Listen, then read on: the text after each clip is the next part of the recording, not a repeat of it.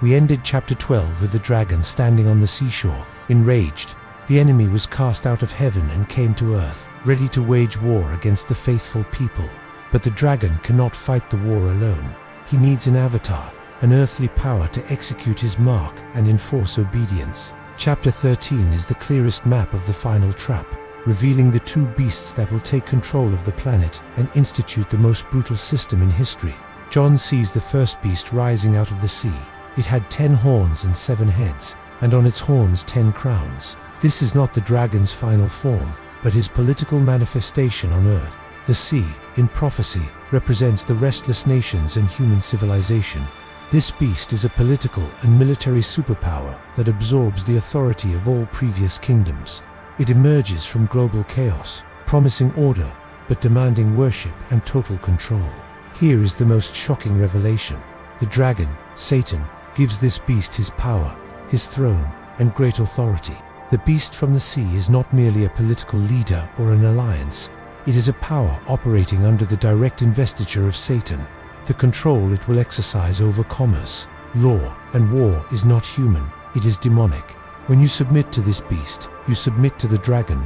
You recognize the source of the power that governs the world. One of the beast's heads, representing a phase of its power, or a leader, receives a deadly wound that was healed. This is the false imitation of Christ's resurrection. The world, seeing this power miraculously recover from a seemingly terminal crisis, will be amazed and follow it. This is the enemy's weapon of deception, a promise of immortality and resurrection without Christ. The beast does not need to prove its strength, it needs to prove its invincibility. The immediate result of this healing is religious chaos. The whole world marveled after the beast and worshipped the dragon because he gave his power to the beast. The world does not bow to a leader just for power, but for astonishment and false hope. This global worship is the climax of apostasy. If you worship any system that heals the world's wounds without the Lamb, you are worshipping the dragon. This is the ultimate test of your faith. Do you worship the healer or the false cure? The beast from the sea does not just promise power, it speaks, and its voice is one of blasphemy. It is given power to speak great things and blasphemies for a period of 42 months, the same 3.5 years of the final persecution.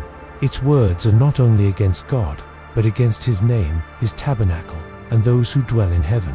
This is a verbal dictatorship, where the voice of political power becomes the sole source of truth, attacking the foundation of faith. This is the point of greatest tension. Revelation 13 reveals the authority granted to the beast. It was granted to him to make war with the saints and to overcome them, and authority was given him over every tribe, tongue, and nation.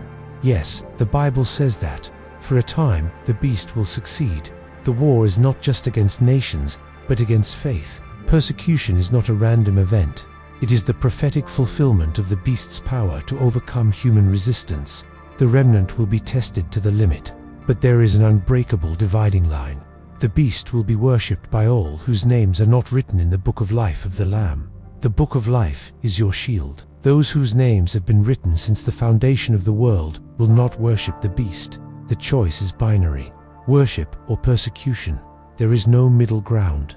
This is proof that your faithfulness does not depend on your strength, but on the grace and seal of God already in your life. The prophecy then gives an urgent warning, a direct call to those listening in the end times. If anyone has an ear, let him hear. He who leads into captivity shall go into captivity. He who kills with the sword must be killed with the sword. This is a call to the patience and faith of the saints. The beast's power is not permanent. Those who use violence or submit to the lie will suffer the same fate.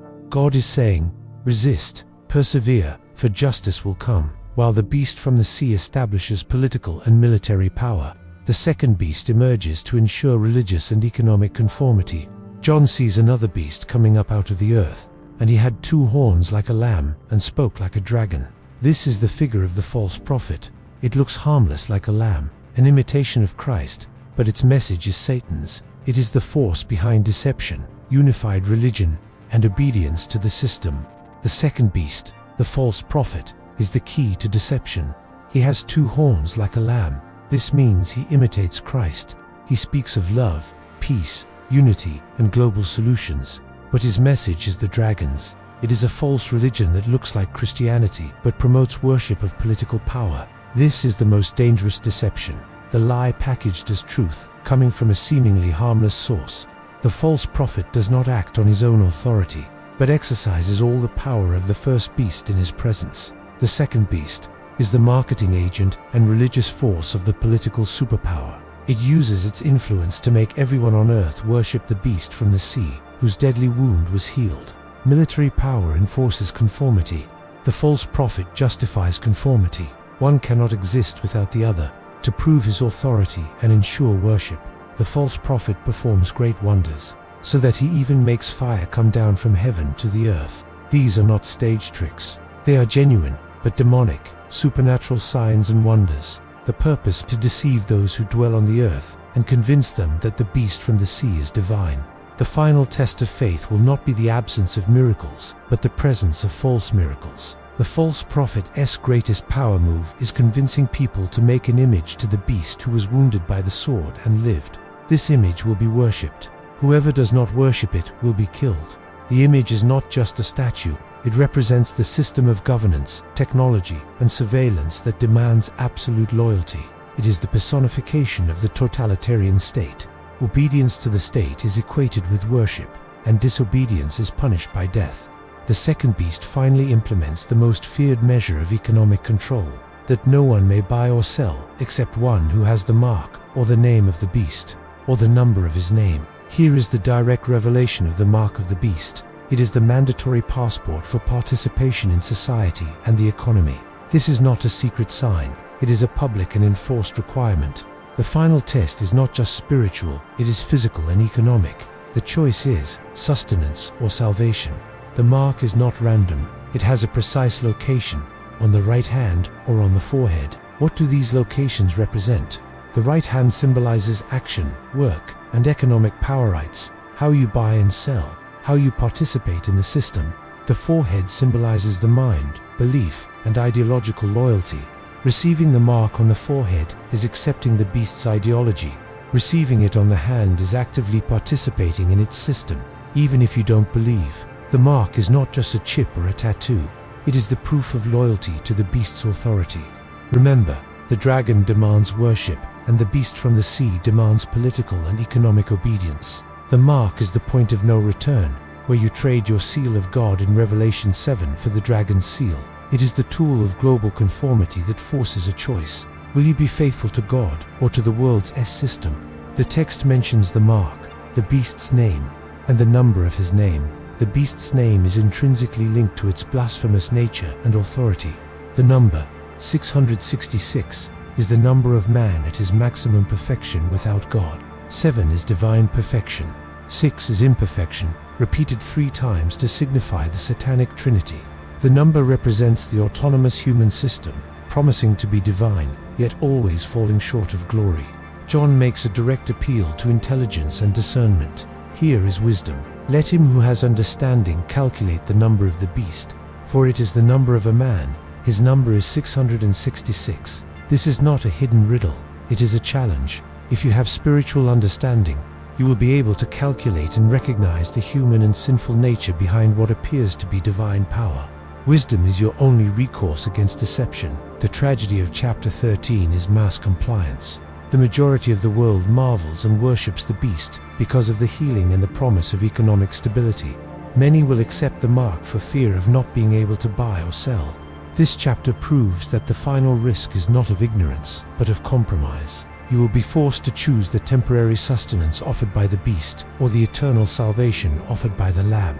There will be nowhere to hide, while the beast from the sea and the false prophet rule with their mark. Revelation 11 reminds us they are not alone.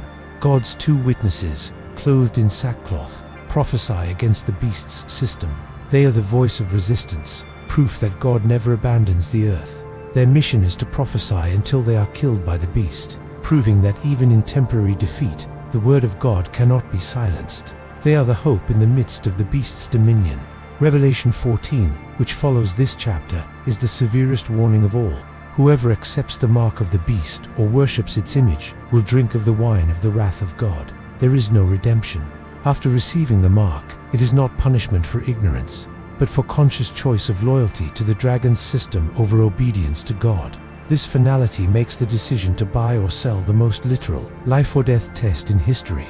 Let's summarize the nature of the number 666. It is not just a code for an individual. It is the spirit of the beast system. It is the triumvirate of human imperfection, man's search to be divine 6, repeated in the political 6, the economic 6, and the religious 6. It is the complete rejection of the Trinity of God 777. To understand this number is to understand that the beast system is the apotheosis of humanity without God. Revelation 13 proves that the final crisis will not be an atomic war or a random plague, but a crisis of worship and survival. You will be forced to sacrifice obedience to be able to buy and sell.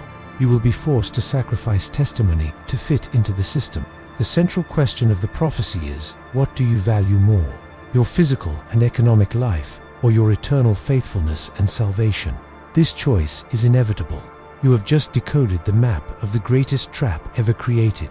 Now that you know about the beast from the sea, the false prophet, and the true meaning of the mark of the beast, you can no longer turn back. The remnant is not defined by its strength, but by its refusal to bow. If this message has touched your soul and ignited your faith, subscribe to the channel now, hit the bell icon, and share this video to expose the dragon's trap before it's too late. Embrace your remnant identity.